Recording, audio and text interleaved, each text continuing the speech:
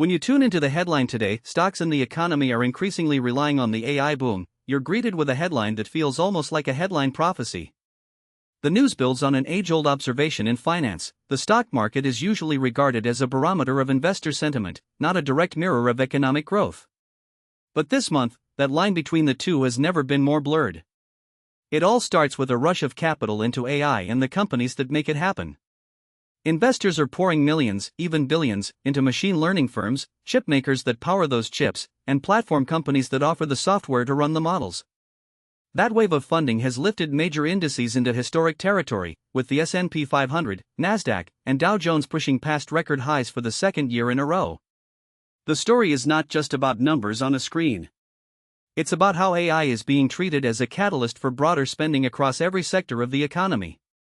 Tech giants say that improving productivity through AI can mean faster product development and lower operating costs, which in turn fuels expansion plans and hiring.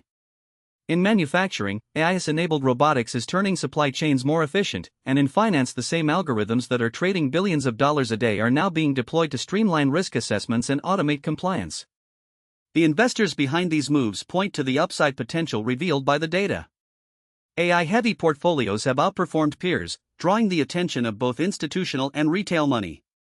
The quicker adoption of AI tools is now being factored into company earnings reports, portfolio analysts say, and that earnings boost starts to trickle down into consumer spending, creating a virtuous cycle.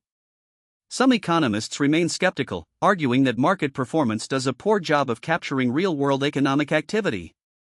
They point out that the boom in AI stocks has still shielded a lot of these companies from downturns. Yet even critics admit that the sheer scale of capital flow is reshaping narratives around which sectors deserve investment focus. So what does all this mean for the average investor or policymaker? The headlines suggest that the stock market, which has traditionally scraped the economy from theory to the headlines, is now treading more closely with it.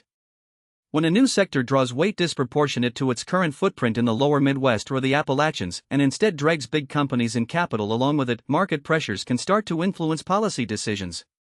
The underlying question, then, is whether this AI-led marketplace is sustainable or a bubble. Decades ago, a technology wave like this sparked speculation that exaggerated expectations. Today it looks different because AI is increasingly embedded into the infrastructure that keeps the economy running, from the back of smartphones to the front doors of retailers. In the end, the headline is only the start of a conversation about an economic engine that's shifting its gears. When the next wave of AI innovation rolls out, we'll be watching closely to see which sectors climb the charts and how that momentum translates into jobs and real-world output. That's all for now.